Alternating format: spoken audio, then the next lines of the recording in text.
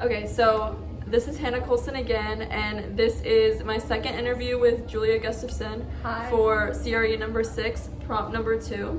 So to start it off, looking back in high school, do you think that there was anything that you wish you were taught or taught differently? Yes, I would say definitely the sexual education program in, I feel like, most high schools nowadays is simply awful. They just preach abstinence and then are surprised whenever everybody's going around getting pregnant as teenagers. And in addition to this, I also think more professionalism should be taught in high school. I feel like everything is purely memorization, and they don't actually teach us skills that we really are going to need in the workplace whenever we get older, like public speaking, how to not say like or after every 2 words whenever you're getting a presentation, or how to dress, just things like that I feel like I wasn't taught, and that would have been very helpful. Yeah. So you mentioned a second ago about how classes were targeted more towards memorization and less towards like learning an actual skill. So we had talked about in class how like the form of how we test so often and we put all of our like weight into those tests.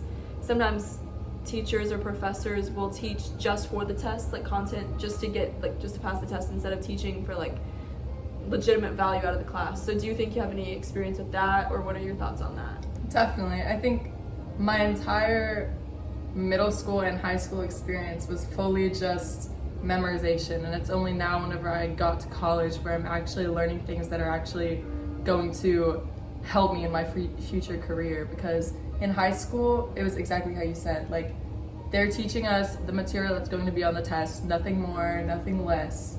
We're not actually getting an education, we're just getting a bundle of words, and then we're just gonna spit them back up whenever it comes time for the exam. Okay. And then kind of going off that, if you were in the opposite position and you were the teacher, can you think of a way that you might be able to combat that and make it so that the content is more of value to the students? I'd say that's a difficult question, because in my experience, the teachers that came across the best to me and that I learned the most from were the ones who were more personable with the students and who had the best relationships with us and really put in an effort to better understand how we needed to learn and wanted to get to know us as humans. But those are also the teachers that I feel like had a lot more trouble controlling the classroom and gaining their respect, just because they wanted it to be that friendly, open environment where we could talk to them genuinely and get to know them.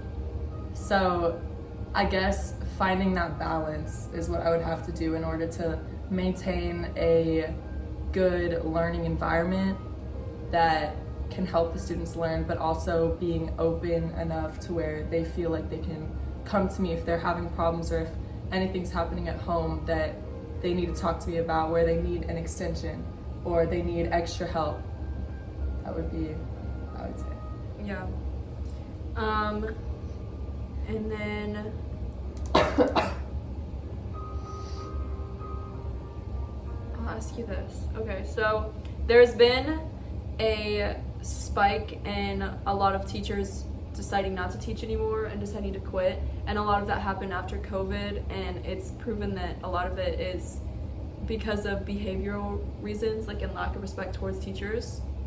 Have you seen that in your own experience in school, or like what are your thoughts on that? I definitely have, and this was something I was just talking to my grandfather about, because he used to be a professor, and he would always say how he would never take anything that kids are doing and saying to the teachers and professors nowadays, and that is just so unacceptable. But I had some experiences in high school where just those extra classes that you take that are gonna be easier and they're like on level is what they called it at my school. But those were the ones where the teachers were just so incredibly disrespected by the students, and the students just had no respect at all for these teachers who you could tell cared. They cared a lot, but they just didn't have what it took, I guess, to get the students to actually like respect them as people. So I feel like I would probably combat that by, like, I just wish we could go back to a time where rules were more strictly enforced, like how they were whenever my parents were growing up. Maybe not to the extent of like my grandparents whenever they were in schooling, because there would be a lot of issues if students were being like beaten how they used to be. But there definitely needs to be some form of punishment put in place, just to where students will stop acting up and being so blatantly disrespectful to their teachers who obviously care. But I feel like they're getting so broken down, no matter how much they love teaching whenever they go into it, how invested they are. The students nowadays, with such lack of respect, are just killing their spirit and making them all want to quit. And for me, like in my mind, I kind of feel like that ties back into what we were talking a minute ago.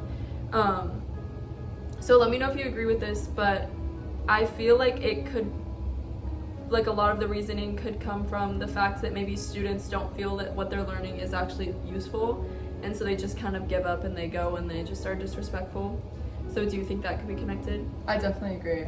Yes. Okay.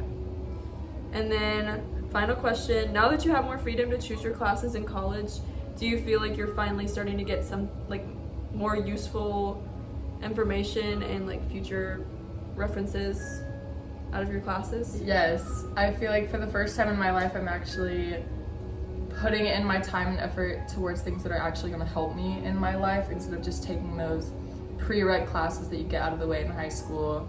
But now I'm a biology major, and the stuff that I'm learning is just so interesting to me. And even though I have to take those like chemistry classes, I'm realizing that even though that's not my major, it's going to help me whenever I get to like the biochemistries. And also, just even if it's not directly related to like my major, the work that I'm putting into it, it's teaching me. It's teaching me study habits. It's teaching me how to take notes and how to learn from different types of professors. So even if it's not a direct correlation to the major that you're in, I feel like anything is helpful. Perfect. All right, well that will be the end of the interview.